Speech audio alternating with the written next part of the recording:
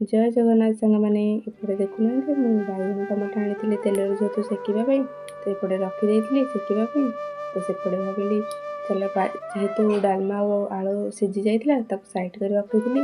ତ ଏପଟେ ଏଇ ବାଇଗଣ ଟମାଟୋ ହେଇଗଲେ ତାକୁ ରେଡ଼ି କରିକି, ତ ଏପଟେ ମୁଁ ଭୋଗ ଦେଇଦେଇଥିଲି ମୋ ଜେଜେମାଙ୍କୁ। ଖୁଦୁରୁକୁଣୀ ଓଷା ଥିଲା ନା ଆଜି, ତ ଭାବିଲି ଓଷାଟାରେ ଆଜି ଟିକେ ଅଳତା ନ ଲଗାଇଲେ ହେବ କି। ମୋତେ ଯେହେତୁ ସକାଳେ ଟାଇମ୍ ହିଁ ନଥିଲା, ତ ଏବେ ଟାଇମ୍ ମିଳିଲା ମୁଁ ଟିକେ ଆସିଲି ଅଳତା ଲଗାଇବା ପାଇଁ। ଦେଖୁନାହାନ୍ତି ବଡ଼ ସୁନ୍ଦର ଲାଗୁଛି ନା। ମୋତେ ଅଳତା ଲଗାଇବାକୁ ଭାରି ଭଲ ଲାଗେ। ତ ଏପଟେ ମୁଁ ଆସିଥିଲି ବାଇଗଣ ଟମାଟୋ ଯେହେତୁ ହେଇ ଆସିଥିଲା, ଆଳୁ ଚୋପା ଛଡ଼େଇ ଦେଇଥିଲି, ଆଳୁ ଚୋପା କରିଥିଲି। ତ ଏପଟେ ଡାଲମା ବି ଫୁଟେଇ ସାରିଥିଲି।